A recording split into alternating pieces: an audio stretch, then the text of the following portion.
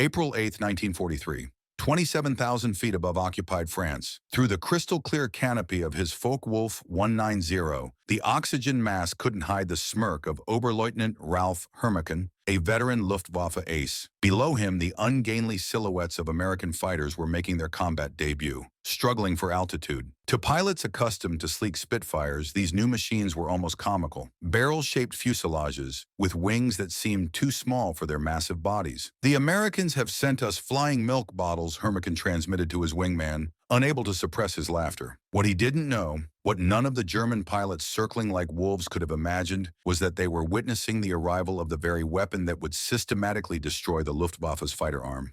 The laughter echoing in their headsets was the overture to their own annihilation. The Thunderbolt's story began in the panic of June 1940. As German fighters dominated the skies over France, Republic Aviation's chief designer, a Georgian-born visionary named Alexander Kartveli, received an urgent request from the U.S. Army: create a high-altitude interceptor to match the Luftwaffe's best. But Kartveli didn't design a copy. He designed a monster that redefined the possible. This new aircraft was a radical departure from the established philosophy that prized lightweight, nimble fighters. While the Germans perfected agile interceptors, Kartveli created a high-altitude juggernaut that weaponized mass, power, and overwhelming firepower. "It will be a dinosaur," he admitted to his team, "but it will be a dinosaur with good proportions." And it was. The prototype that first flew in May 1941 shocked everyone who saw it. At nearly 10,000 pounds empty, it weighed 65% more than its predecessor. Its almost pregnant appearance was the result of a massive turbo supercharger system with complex ducting running its entire length, a feature that would later prove to be its genius. Before the Thunderbolt could face the Luftwaffe, it first had to survive its own pilots. The men tasked with flying the new machine initially despised it, and for good reason. Major Hubert "Hub" Zemke, commander of the 56th Fighter Group, watched in horror as his unit lost 18 pilots and 41 aircraft in training accidents between September 1942 and January 1943 alone. In a shocking twist of irony, the P-47 killed more Americans in training than the Germans would in the first months of combat. The aircraft was a beast to handle. It ground-looped on landing, torque-rolled on takeoff, and it dove with such ferocious enthusiasm that pilots discovered a terrifying new phenomenon: compressibility, where shockwaves would form on the wings, freezing the controls solid.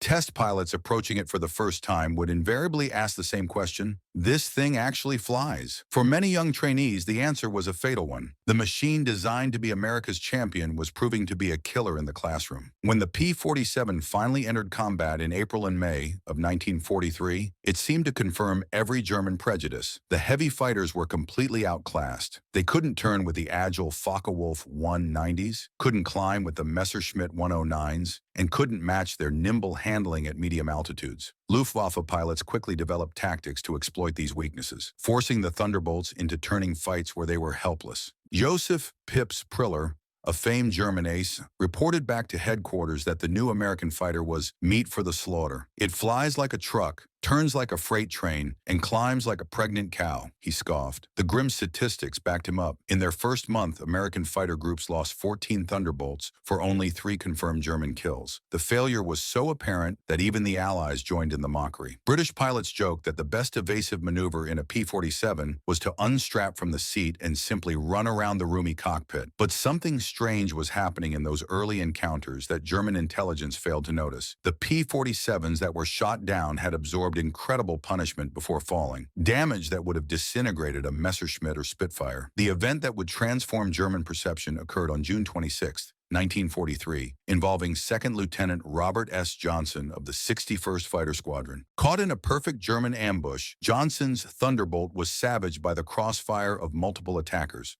21 20mm cannon shells exploded across his aircraft. The canopy shattered, fire erupted in the cockpit, and Johnson, wounded and trapped by a jammed canopy, was left for dead. But the P-47 continued to fly with damage that should have reduced it to falling debris. A lone Focke-Wulf 190 discovered the crippled wreck and emptied its remaining cannon and machine gun ammunition into it. Still, it flew. In disbelief, the German pilot pulled alongside, shook his head, gave a salute, and flew away. Johnson somehow landed his aircraft at Manston, where the ground crew stopped counting bullet holes after 200. 3 of the 4 main structural longerons of the fuselage had been shot clean through. The survival of Johnson's aircraft sent shockwaves through both air forces. German intelligence initially refused to believe it was possible. The milk bottle had teeth. By July 1943, American pilots were learning to stop fighting the Thunderbolt's weaknesses and start exploiting its incredible strengths. The secret was discovered through brutal trial and error by Lieutenant Colonel Hubert Zemke's 56 Fighter Group. The new doctrine was simple. Don't turn with them. Don't climb with them at low altitude. Use your weight. Use your power. Use your guns. The P-47's massive weight, once its greatest disadvantage, was transformed into a devastating weapon. In a dive, nothing in the sky could catch it. From 30,000 feet, a Thunderbolt could reach 550 miles per hour, a speed no German fighter could match. This incredible velocity could then be converted back into altitude in a massive zoom climb that left pursuers helpless below. This became the legendary boom and zoom tactic, though pilots called it the Thunderbolt turkey shoot. P-47 formations would climb to 30,000 feet, far above where German fighters could effectively operate and wait. When the enemy appeared below, the Thunderbolts would roll over and dive. To the defending Germans, the diving P-47s were impossible to hit. At the bottom of that dive, the American machine guns would speak, and German pilots who survived described it as facing a solid wall of lead. The true revelation of American firepower was rooted in the mathematics of destruction loaded into the Thunderbolt's broad wings. The P-47's defining feature was its armament, 8.50 caliber Browning machine guns, carrying a total of 3,400 rounds of ammunition. Together, they produced a combined rate of fire of 6,000 rounds per minute, enough concentrated firepower to saw a Messerschmitt in half in less than 2 seconds. This weapon system created a convergence zone of destruction unlike anything German pilots had ever experienced. At a preset distance, typically 300 yards, the ballistic paths of all 8 guns would intersect in a zone roughly 6 feet in diameter. Anything inside that zone faced 100.50 caliber projectiles per second. Unlike cannon-armed fighters with limited ammunition, the P-47 could maintain this fire for over 30 seconds, an eternity in aerial combat. The effect was catastrophic. Francis Gabby Gabreski, America's top ace in Europe, described it plainly. When you hit them with all 8, they don't just go down, they explode. I saw 109 literally cut in half, the tail falling one way, the nose and wings another. Aircraft caught in this storm of lead didn't just fall from the sky,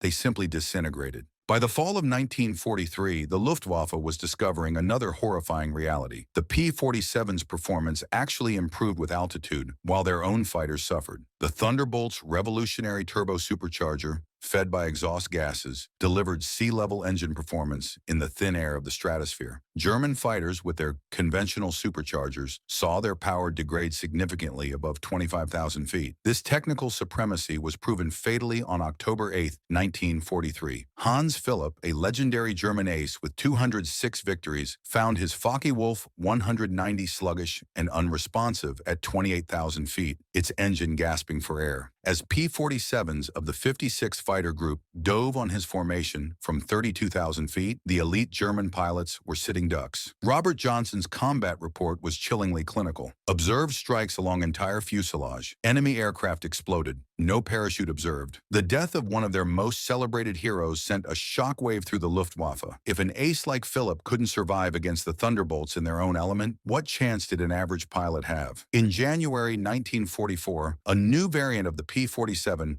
began arriving in England that would complete its transformation from laughingstock to nightmare. The P-47 D-22 featured a massive new Hamilton Standard propeller with paddle blades 13 feet in diameter that bit into the air like massive oars. The improvement in climb rate was immediate and dramatic. Where earlier models had an anemic 2,200 foot per minute climb, the paddle blade variants could achieve over 3,000, finally matching or exceeding German fighters. The Germans were caught completely by surprise. Heinz Knoke, a veteran Luftwaffe ace, wrote in his combat diary after encountering the new variants in February 1944, "The fat American fighters have learned to climb. We bounced a formation, expecting our usual advantage. They turned into us and climbed with us. These are not the same machines we laughed at last year." The new propeller also gave the Thunderbolt a new sound, a deep, thundering roar that German troops on the ground began calling Donnerschlag, the thunderclap. As P-51 Mustangs began to take over long-range escort duties in the spring of 1944, the P-47 was unleashed in a new role that would cement its legend. Ground attack. It was here in the mud and hedgerows of France that the Thunderbolt became the most feared aircraft in the German arsenal. While its 8 guns could shred soft targets, it was the addition of bombs and rockets that transformed the P-47 into a multi-role monster. The D-25 variant could carry 2 1,000-pound bombs and a 500-pounder under the fuselage, a bomb load equal to that of an early war medium bomber. Later, it was armed with 10 5-inch rockets, each with the explosive power of a 105mm artillery shell. The effect on the ground was apocalyptic. Oberst Hans von Luch, a German regimental commander in Normandy, experienced it firsthand. They came in low, he recalled, so low you could see the pilots' faces. The sound was terrifying. Engines roaring, rockets screaming, then the hammer of those heavy machine guns. He described watching a column of his trucks simply cease to exist. 20 vehicles transformed into burning wreckage in a single pass. The psychological effect was devastating. German soldiers called them Jabos, fighter bombers, but they knew they were something more. As von Luch stated, they were flying artillery with the accuracy of snipers. In June 1944 alone, 9th Air Force Thunderbolts destroyed thousands of trucks and armored vehicles, forcing the German army to move only at night. The true power of the Thunderbolt wasn't just in its design, it was in the unstoppable industrial avalanche behind it. A story from January 1945 perfectly illustrates this. After a surprise German raid destroyed 22 P-47s on the ground, a captured German pilot taunted the American commander, Major George Brooking.